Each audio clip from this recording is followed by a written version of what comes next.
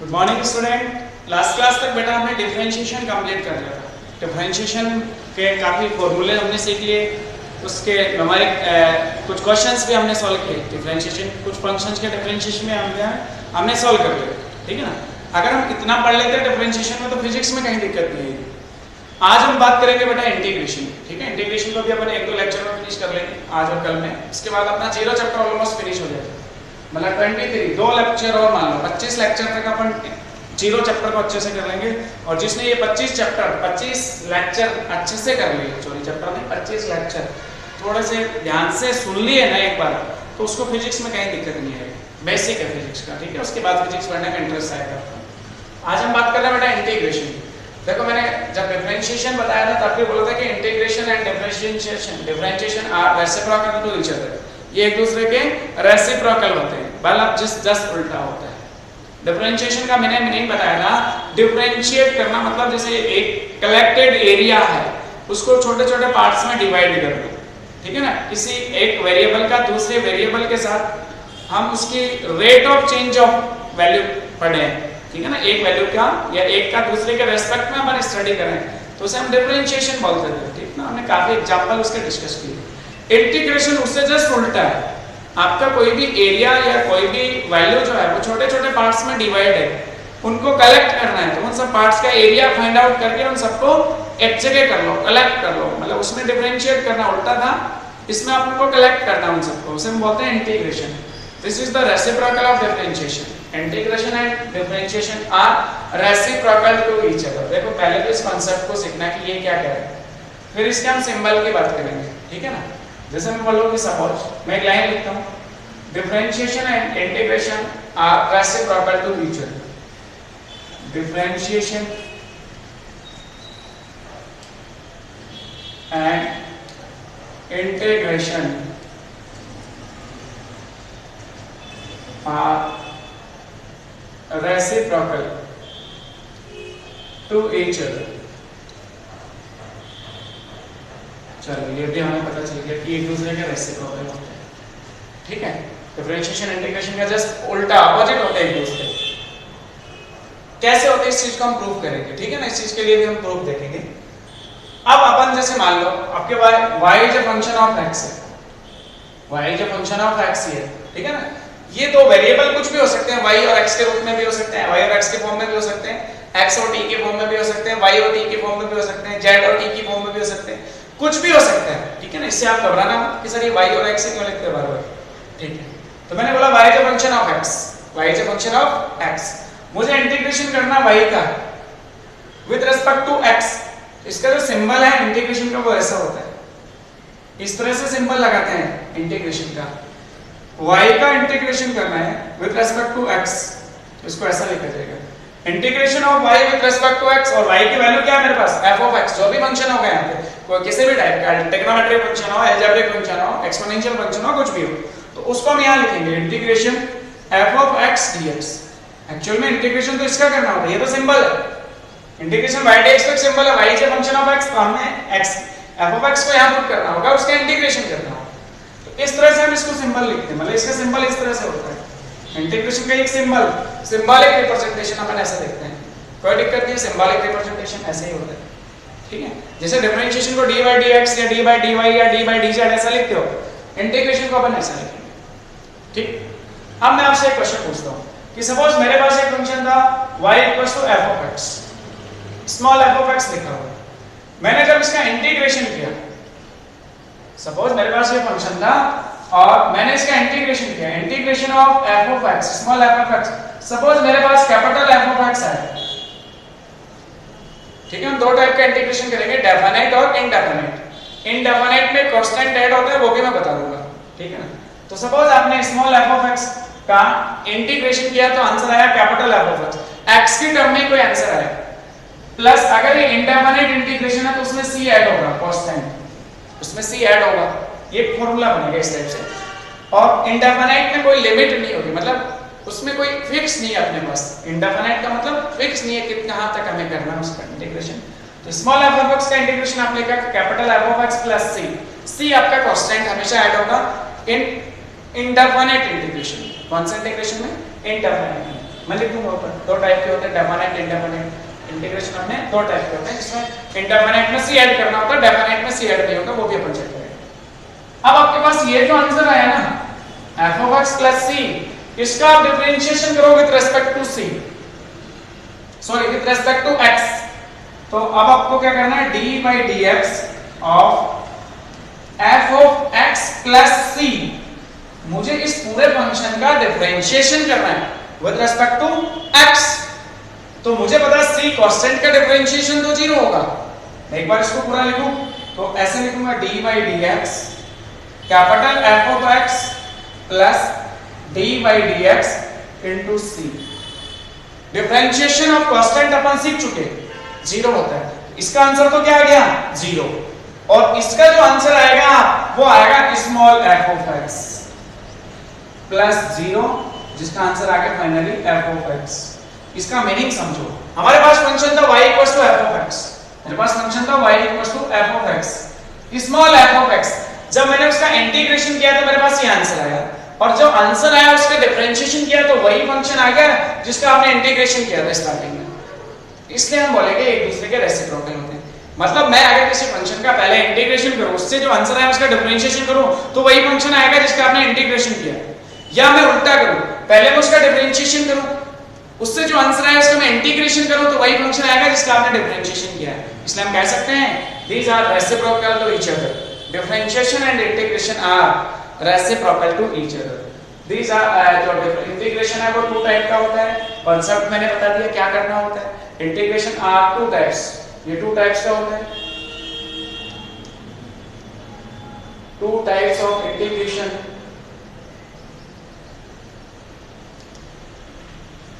Two types of integration. First होता है indefinite integration, indefinite integration. Second होता है आपका डेफिनेट इंटीग्रेशन, डेफिनेट इंटीग्रेशन। इसमें याद रखना, जब अपन फॉर्मूला लिख देंगे या इंटीग्रेशन कर लेंगे उसमें सी ऐड करना होता है कांस्टेंट, ठीक है। इसका प्रोसेस और सीख लेंगे इंटीग्रेशन में क्यों ऐड होता है, उसका रीजन भी अपन जान लेंगे। और जब डेफिनेट इंटीग्रेशन होगा उसमें सी ऐड नहीं होगा, कांस्टेंट ऐड नहीं होगा। अब देखो मैं एक कॉन्सेप्ट बताता हूँ इनडेफिनेट इंटीग्रेशन का, ये आपको क्लियर हो गया रेसिप्रोकल वाला कॉन्सेप्ट। इसका सिंबल आपने सीख लिया था, इंटीग्रेशन पे कैसे देखते हैं। चलो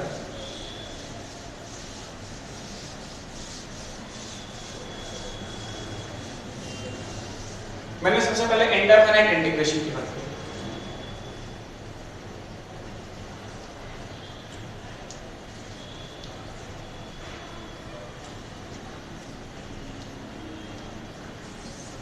इनडेफिनेट इंटीग्रेशन, ध्यान से देख बेटा, मैं ग्राफिकल रिप्रेजेंटेशन से बताता हूं।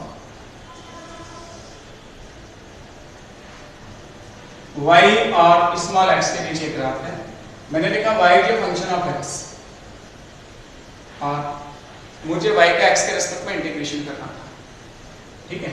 सपोज y और x के बीच में कोई ग्राफ बनाया हमने, इस टाइप का कुछ ग्राफ बनाया, या थोड़ा सा इसको ऐसे,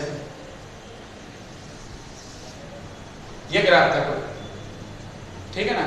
कहां से स्टार्ट हो रहा है कुछ नहीं पता, कहां एंड हो रहा है कुछ नहीं पता, इंडेफिनिट। मुझे इसका टोटल एरिया फाइंड आउट करना, ये वाला एरिया फाइंड आउट क्या करना है, इस एरिया को मुझे क्या करना है, फाइंड आउट करना है पूरे। और यूजिंग इंटीग्रेशन मुझे पूरा एरिया फाइंड आउट करना है, तो इसमें मैं क्या करूंगा, सबसे पहले बेटा ध्यान से, मैं इसमें एक एलिमेंट कंसीडर कर लूंगा जिसकी कुछ विड्थ होगी। इसकी विड्थ को मैंने dx से डिनोट किया, और इसकी जो हाइट है उसको मैं y मान लेता हूं। ये जो हाइट है वो कितनी है, y, y एक्सिस में y हाइट ले लिया आपने, कंसीडर कर लिया। अगर मैं आपसे इसका एरिया पूछूं, एरिया ऑफ एलिमेंट,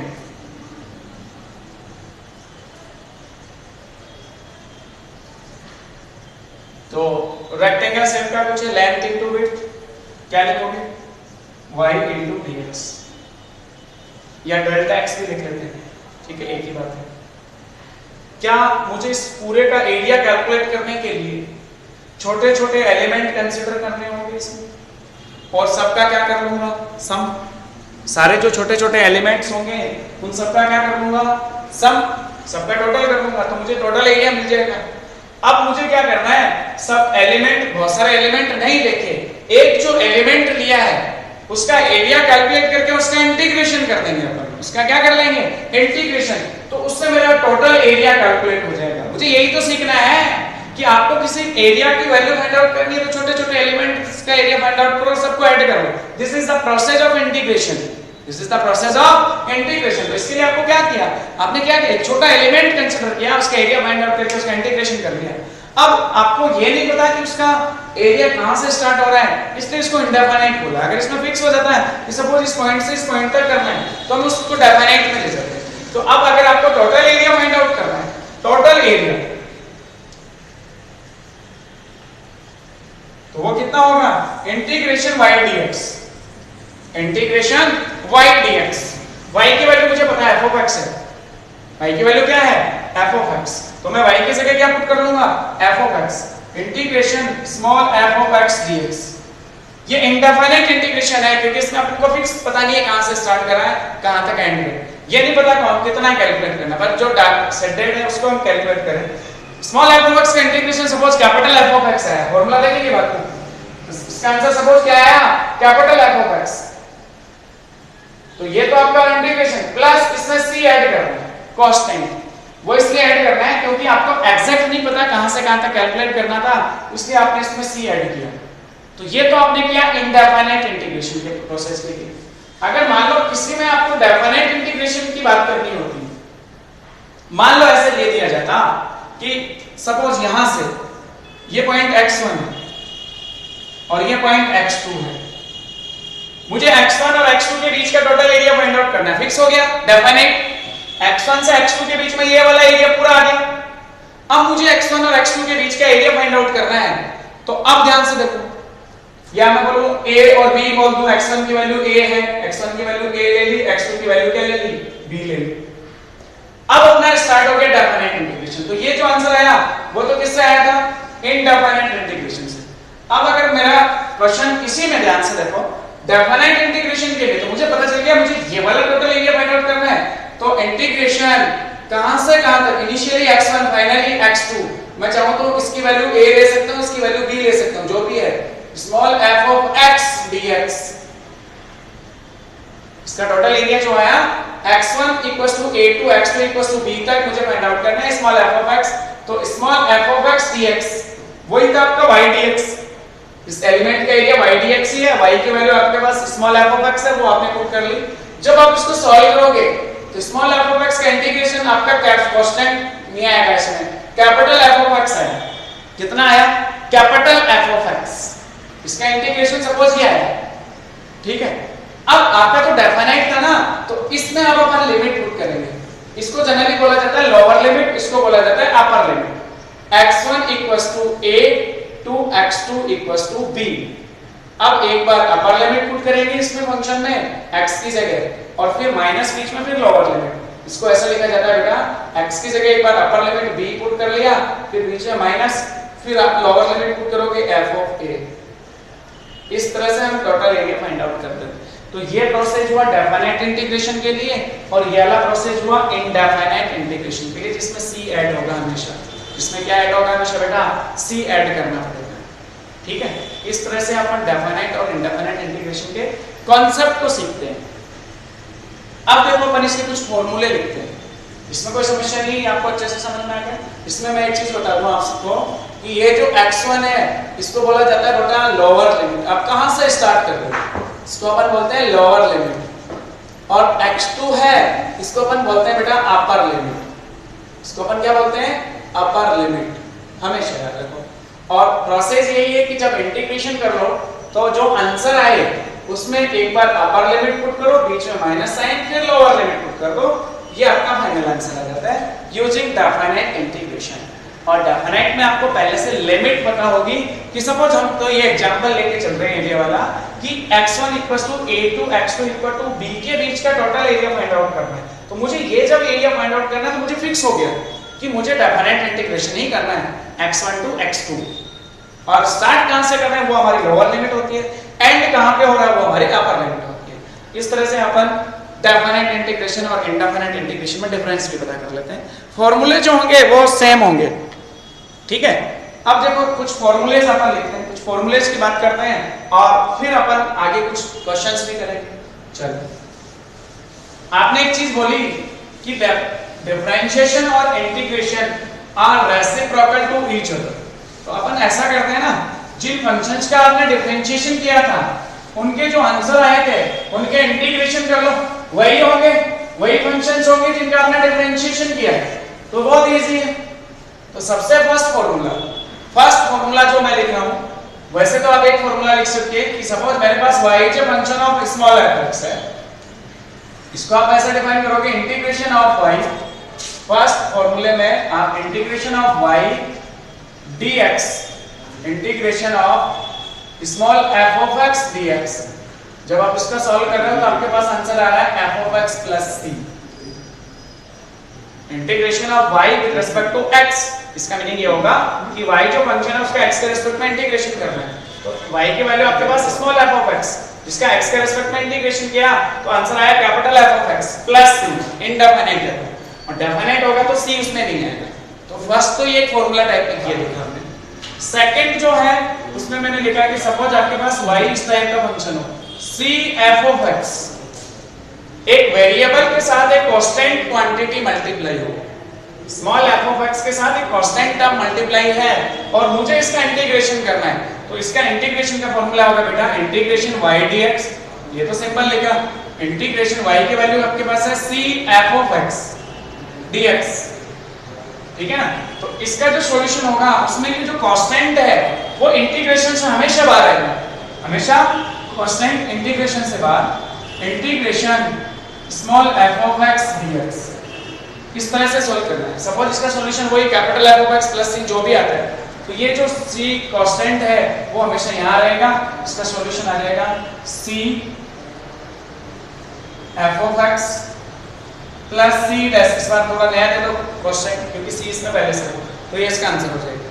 हमें इसका इंटीग्रेशन करना है, ये तो इंडेफिनेट में ऐड करना ही होता है, ये जो कांस्टेंट है वो हमेशा यहाँ रहेगा। तो सेकंड फार्मूला ये है।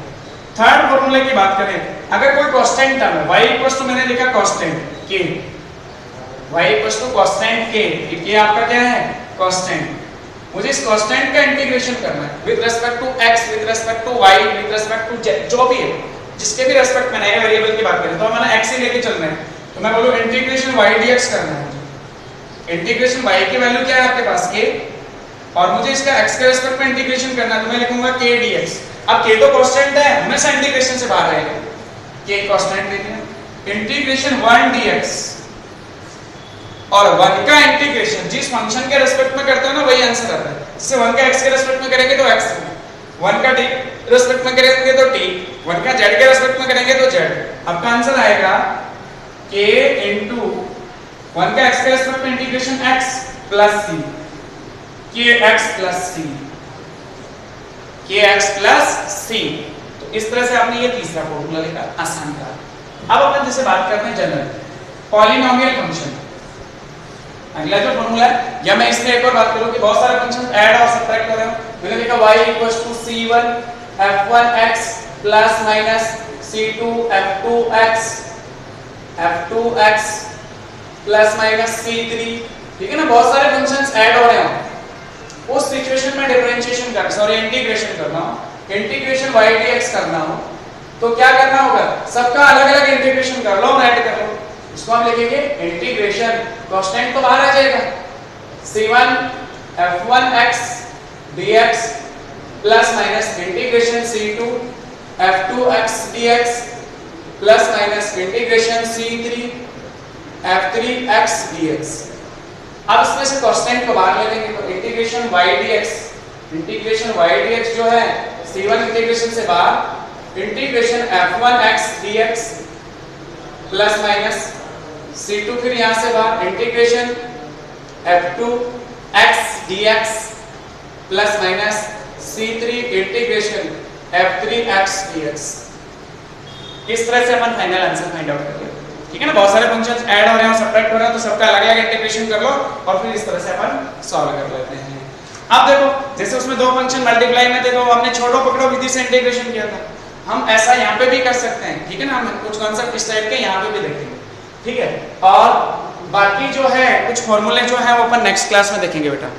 आज के लिए इतना ही काफी है। तो आपने थोड़ा सा इंटीग्रेशन का कॉन्सेप्ट है उसको थोड़ा दिमाग से सोचना कि क्या पढ़ने वाले हैं, क्या करने वाले हैं, तो मैंने जितना बताया उसको एक बार अच्छे से रिवाइज करना। Thank you.